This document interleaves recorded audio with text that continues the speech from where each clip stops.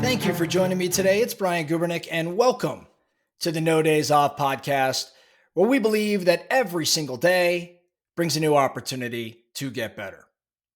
Recently, we did part 1 of the 17 financial lessons to teach your kids. That was last week. You should definitely go back and listen to part 1. Part 1 was lessons 1 through lesson 7.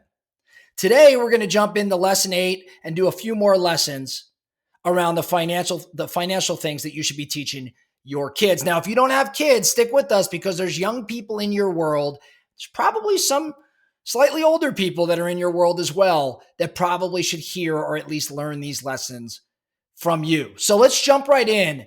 We're going to get to lesson number 8. Remember, we did 1 through 7 last week. Go back and listen to those. Today, we're on lesson number 8. And lesson number 8 to teach your kids about money, about finances, is to find out how checking accounts work. Kids got to learn how to fill out a check. They got to keep track of checks they've written. They got to look at balances daily or weekly. They got to understand overdraft fees and monthly bank fees. So your job is to teach them in lesson number 8 how checking accounts work. Now, how can you go about doing this? Simple. Teach them to fill out a check and have them fill it out for you. Then show them how to check the balance, right? So I just had this experience with my daughter, Avery, where she's been working. She's 13. She's been working in my office as of late.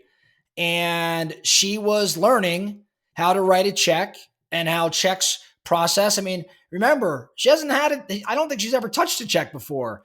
She actually doesn't touch cash all that often. In today's environment, she uses Apple Pay or a debit card. It's rare that cash is exchanged. It's even rarer that checks are used. So lesson number 8, teach your kids how checking accounts work and how checks flow out of that account. Lesson number 9, along the same lines, teach the kids how to use savings accounts. Talk about savings accounts, how they work, how they pay interest to keep money in there, how they don't necessarily cost money, but you have them for a whole variety of different reasons. There's reasons to save. Set some short-term savings goals. Explain how savings accounts work. Now, how can you teach this lesson? When they get a cash gift, ask them how much of it that they want to save for fill in the blank, whatever it may be. Talk about the thing they're saving for and how much more cash they need. So next time your kid gets a cash gift, which still does happen, ask them how much of it they want to save for that bike or for whatever material thing they may want or whatever experience they may want. Talk about the thing they're saving for and how much cash they're going to need. Now, the action item for you here might be to open up a savings account for them. So if you have not set up an account for your kid just yet, maybe you get them both a checking account and a savings account, and then you could teach them how the savings account works versus what we covered in lesson number 8, which is the checking account. Lesson number 10, follow a budget. Making a budget means planning, right? To where your money, in fact, is going to go. Now, we have to teach the kids that every time we spend money, we got to write down how much we've spent, or we've got to record how much we've spent. There's lots of different ways we can use a budget, or I should say put together a budget. Maybe you're using some sort of envelope system for cash so you don't overspend at a store. Or maybe you're actually creating a spreadsheet alongside them where you're separating, say, 50% out for spending and 10% for savings and whatever it may be. Now, what do I think you can do to teach this lesson? Tell them that you've budgeted a certain amount of money. Let's say I budgeted $40 to make dinner tonight for the family. Take them to the store with you and then let them decide how they're going to spend that $40 to put together a meal for the family. Now, you may get some funny answers or some funny meals, but the idea here is to understand how much money we're working with and then plan accordingly.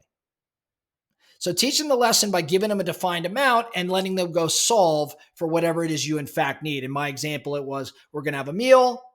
Go decide how you're going to put that meal together at the store. An action item for you, next time you pay them, if you're paying them to do some work for you, which you should be doing if you have kids, split the cash into envelopes and say, hey, this amount is going to be towards your spending and this amount is going to be towards your savings or whatever it may be, so they could see a physical representation of budgeting in action. Let's do lesson number 11. Lesson number 11 to teach your kids, financial lessons to teach your kids. Lesson number 11 is about insurance, and that insurance costs money, but could also save you a lot of money. So we got to talk around how insurance works in lesson number 11, what health insurance covers, maybe what car insurance covers, or if you have homeowners insurance or renters insurance, teach them how insurance works. Now, how do you go about teaching this lesson? Whenever there's a natural disaster on this planet, which unfortunately is fairly often, when there's a natural disaster, talk to them about how insurance will help people that are affected. So look for scenarios that unfortunately play out in life. And I say unfortunately because insurance usually only comes into play when something less than positive occurs.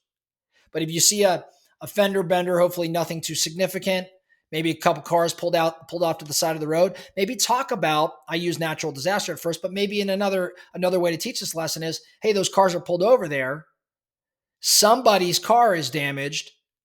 They have two options. They're either going to come out of pocket or they're going to leverage the insurance that they in fact have to have because that's required to drive. So when there's something you observe, bring the kid into the conversation and teach them how insurance works and how the people affected, utilize that insurance. An action item for you, you're going to get an insurance bill in the mail at some point. Show them that insurance bill. Talk to them about how insurance works, how you pay that premium, and how you are in fact covered. Okay? Let's go to lesson number 12. Lesson number 12. Make a plan to give away some of your money. I believe it's incredibly important for us as we're teaching our kids financial lessons. These are the 17 financial lessons. We're on number 12. I believe it's really important we teach our kids to donate, to give to others, to be grateful for their blessings and to use the money to bless others. It's a beautiful thing. How do you teach this lesson? Take them with you when you volunteer. And then give that organization a donation. Remember, these are financial lessons. So show them how you are contributing money and lead by example. Model the behavior for them. An action item, ask your kid who needs money and ask them how much they'd like to give. Now, I know it's a big request. Your kids are likely not making that much money. But even if you can get them to donate $1 or $2, give away $1 or $2 to something they care about, I think you ingrain a habit, or you potentially start to ingrain a habit that's going to play out very favorably for them in the future, just in simply making them great people, good people. So lesson number 12, make a plan to give away some of your money. Lesson 13, and we're going to end with this one today. Lesson 13 is about taxes. Taxes are important. Taxes are important.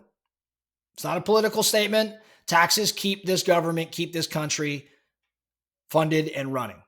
So taxes are important. The city government, state government, the U.S. government, they all make you give them some of your money, some of the money you earn. And in return, they pay for things like roads and government buildings and parks and these other things that we get to enjoy. We have to pay for them through taxes. How do we teach the lesson that taxes are important? When you drive on a newly paved road, mention that this is where some of your taxes, the taxes you paid went. Or when you bring them to the school that many of them probably love. Not all of our kids love school, but some of them probably like school. Help them understand that if it's a public school, taxes are playing a role. Now, an action item for you, ask the kids, if you were in charge of government spending, what would you spend tax money on? It's a really good question to get them critically thinking.